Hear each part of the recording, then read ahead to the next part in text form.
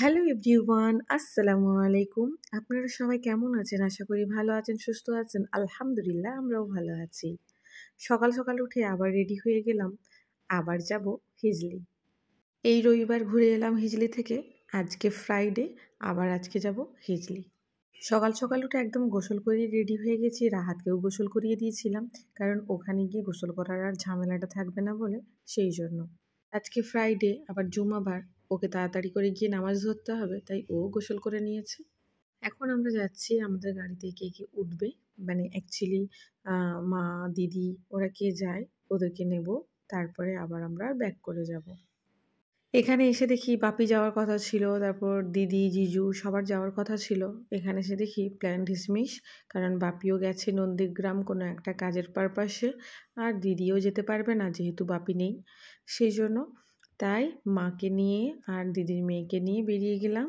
মা এখানে বললো চল একটু গাড়িটা দাঁড় করিয়ে আমরা একটু যাই, বাবুর জন্য কিছু কেনা হয়নি, তাই একটু কিনে নিয়ে তারপরে যাব, রাস্তায় আর কোথাও দাঁড়াবো না, তাই দাঁড়িয়ে থেকে আগে নিয়ে নিলাম এখান থেকে। এখন চলে এলাম বড়দির শ্বশুরবাড়ি, কারণ বড়দির শ্বশুরবাড়ির এখান থেকে বড়দি যেহেতু অফিসে থাকবে, তাই রুহিকে মা বলছে আমি ওকে নিয়ে চলে যাব। ওই দাঁড়িয়ে আছে আমাদের রুহি, রুহির মা পাপা দুজনেই, তাই রুহিকে নিয়ে আমরা চলে যাব। রাস্তায় আর কোথাও দাঁড়ানো হয়নি, মশলা মুড়ি তেলে ভাজা কিনে নেওয়া হয়েছিল, ওটা খেতে খেতেই চলে এলাম হিজলি। আমরা অলরেডি রাস্তা দেখেই বুঝতে পারছেন আমরা হিজলি পৌঁছে গেছি। আজকের দিনটা ফ্রাইডে। ফ্রাইডেতে সাধারণত এখানে বেশিরভাগ অনেক ভিড় থাকে। যেহেতু রবিবার এসেছিলাম, এতটাও ভিড় দেখিনি। আমরা এই পাশের রুমটাতে আমরা ছিলাম, কিন্তু আর আজকে ফ্রাইডেতে অনেক ভিড়, কোনো রুম পাওয়া যাচ্ছিল না, তাই কাকু একদম সেই সাইডে রুম নিয়েছে, যাতে একটু হাওয়া বাতাসও পাওয়া যায়, ছোট ছোট বাচ্চাদের নিয়ে না অস্বস্তি ফিল হয়, সেই জন্য একটু ঝাউ বাগান দেখেই রুম নিয়েছে। এখন আমি দেখাবো, এখানে রান্না চলছে, এক সাইডে চলছে মাটন, এটা চলছে মাটন রান্না চলছে। আমাকে বলে একটু টেস্ট করে দেখো তো সব কিছু ঠিক আছে কি না। আর এটা রান্না করেছে আমার নানু ভাই। আর এদিকে চলছে চিকেন, আর এদিকে আমার সব ভাইয়েরা করছে গোসল। বলছে দিদি তুমি ব্লগ বানাচ্ছ, আমাদেরকে ব্লগে তো কখনোই নাও না। তো আমি ওদেরকে একটু নিয়ে নিলাম। ভাই তোরা দেখিস, তোদেরকে আমি ব্লগে নিয়েছি, এবার আমি তোদেরকে ট্রাই করবো তোরা আমার কত ভিডিও দেখিস। ওকে। রান্নার সময় টেস্ট করতে বলেই তখনই ভয় লাগে। যে রান্না করে তার যতটা না চাপ থাকে, যে টেস্ট করে তার বেশি চাপ থাকে, যে যদি একটু বেশি 19-20 বলে দিই, সব দোষ কিন্তু যে টেস্ট করবে তার। এই যে সব আমার ছোট ছোট ভাইরা এখানে গোসল করছে, দিদিদেরকে নিয়ে মজা করছে। দিদি আমাকে ব্লগে অবশ্যই নাও, অবশ্যই নাও, অবশ্যই, কেন নেব না, আমার ভাইরা বলে কথা, ভাইদেরকে কেন নেব না। তো এখানে আমার ভাই অনেক ডায়লগ দিয়েছিল, বাট আমার ভয়েসটা মিউট ছিল, সেই জন্য ভয়েসটা অ্যাড করতে পারলাম না। এখানে আমি একটু বাচ্চাদের সবাইকে একটু খাইয়ে দিচ্ছিলাম, আর মায়েরা সবাই বসে বসে গল্প করছিল। বাচ্চাদের খাওয়ানোর পরেই চলে গেলাম আমরা লাঞ্চ করতে। লাঞ্চ করে নিয়েছি আমরা সবাই। লাঞ্চ করার পরেই এইখানে একটা বসার প্লেস ছিল, জাস্ট ওয়াও, অনেক সুন্দর, এত সুন্দর, মাশাআল্লাহ, এত সুন্দর হাওয়া। এইখানে জলসা হয়, তো জলসার একটা স্টেজ মতো করা ছিল। আর এখানে আমার সেজমার সঙ্গে আমি সব সময় ফানি মুডেই থাকি, মানে প্রত্যেকটা কথা আমাদের ফানি মুডেই চলতে থাকে। এদিকে সেজমা বলছে এই তোরা কি ভিডিও বানাইস, আমাকে একটু নিয়ে তো, আজকে আমিও তোদের সাথে ভিডিও বানাবো। আর সেজমাকে যখনই আমি ভিডিওতে নিই, তখনই সেজমা হাসতে থাকে আর বলে আমাকে নিস না এখন, আবার নেক্সট ভিডিওতে আমাকে নিবি। আমি বলছি না না, আমি যা ভিডিও করব সবগুলোই কিন্তু অ্যাড করব। তো বলাতে সেজমা আমার দিকে একবার এদিক লোকাচ্ছিল আর একবার ওদিক লোকাচ্ছিল, আমাকে দেখে হাসিটা কন্ট্রোল করে রাখার চেষ্টা করছিল।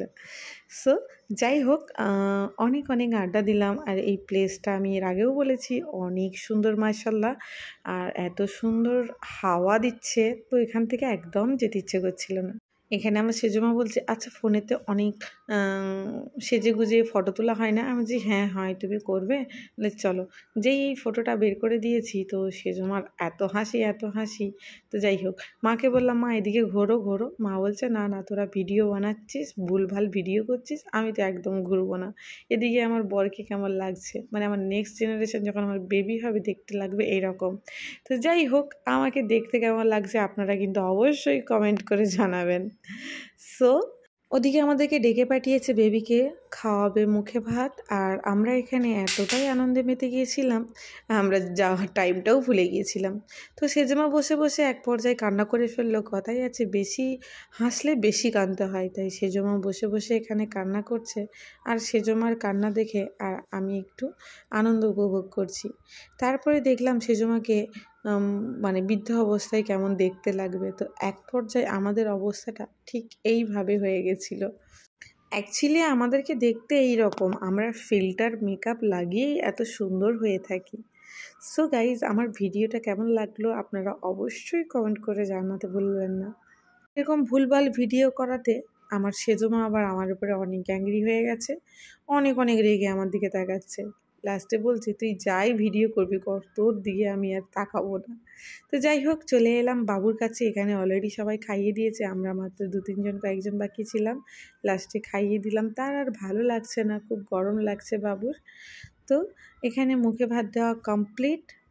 এখানে বাবুকে অনেকটা হাসানোর চেষ্টা করলাম, কিন্তু লিটল বেবি কিছুতেই হাসতে চাইলো না। লাস্টে ওর দাদিমাকে বললাম তুমি নিয়ে একটু বসো, আমি তোমার সাথে তোমার নাতনির একটা ফটো নিই, আর দেখা যাক খাওয়ালে খাচ্ছে কি না। তো কিছুতেই খাচ্ছে না, কারণ ওর খেতে খেতে আর খেতেই ভালো লাগছিল না। তো যাই হোক, এখন আমরা চলে যাব একটু নদী ধারে, কারণ একদম গাড়ি নিয়েই চলে যাব, যাতে আর এখানে আর ব্যাক সাইডে না আসতে হয়। তো গাড়ি নিয়ে চলে গেলাম, ওখানে কিছু নেওয়ার থাকলে ঘোরাঘুরি কমপ্লিট করে একদম চলে যাব হলদিয়া। আমি এখানে সানডেতে এলাম বা ফ্রাইডেতেও এলাম, আমি দুটো জিনিস মিস করছিলাম, কিন্তু খাওয়া হলো না। বেল মাখা, তারপর আম মাখা, তারপর হচ্ছে কামরাঙ্গা মাখা, এই কোনোটাই আমার খাওয়া হলো না। তো চলে গেলাম একদম নদী ধারে।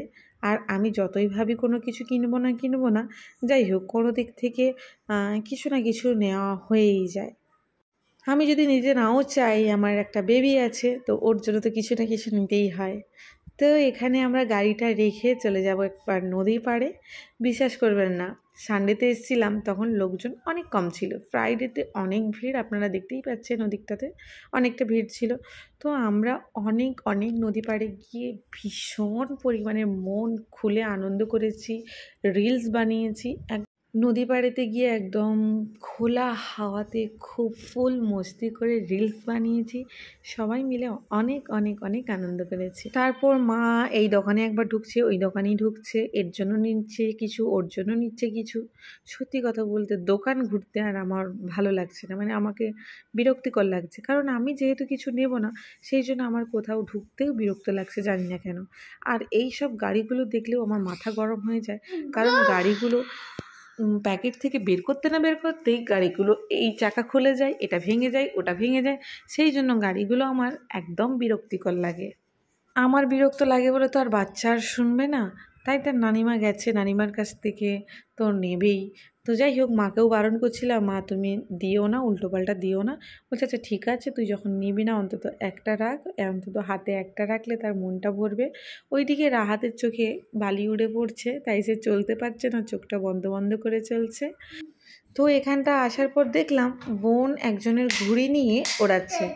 ও বলছে দেখো দিদি, আমি উড়ে চলে যাচ্ছি ঘড়ির সাথে। আমি বললাম ঠিক আছে, তাহলে আমাকেও একটু দে, আমিও একটু প্যারাশুটের মতো চলে যাই উড়ে কোথাও। আর ওইদিকে ওই ছেলেটা বলছে দিদি উল্টোপাল্টা করে টানবে না, তোমার হাতটা কেটে যাবে। সাধারণত আমি কোনোদিনও ঘুড়ি ওড়াই না, তো আজকে ওড়াতে বেশ মজাও লাগছিল, আর অনেক টান ছিল ঘুড়িটার। তো অনেক রিলস বানিয়েছি, অনেক মজা করলাম। এখানে যেই বেবিটার ছিল আজকে মুখে ভাত, তার দাদু ভাইয়ের সাথে দাঁড়িয়ে কিছু ফটো নিয়ে নিলাম। তারপর তার দাদিমাকে বললাম তুমিও একটু দাঁড়াও, তোমাকেও একটু ফটোর সাথে অ্যাড করি। সেজমা বলছে ঠিক আছে ঠিক আছে, ওদের ফটো ভালো করে তুল। আর সেজমার যখনই ফটো তুলতে যাবো, সেজমা টিক ফিক করে হেসে ফেলবে। আর এখানে হচ্ছে ছোটো কাকুর মেয়ে আছে, আর এনাকে আপনারা চিনতে পারছেন, ওই যে পিছনে পাগলটাকে দেখছেন, ওনার ওয়াইফ এটা। আর এদিকে চলছে আমার ভাইরা সব আছে, সবাই গুটি গুটি পায়ে এবার চলে আসছি, বলে চলো চলো এবার বাড়ি যাই, কারণ বাড়ি যেতে অনেক রাত হয়ে যাবে।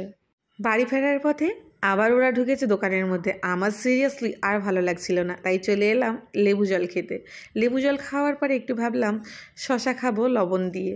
তো এখানে শশা বেশ নরম নরম ছিল, তাই নিজে পছন্দ করে নিয়ে নিচ্ছি আর ভালো করে ধুয়ে কেটে দিতে বললাম। তো রাস্তায় আর কোথাও দাঁড়ানো হয়নি, চলে এলাম বাড়ি।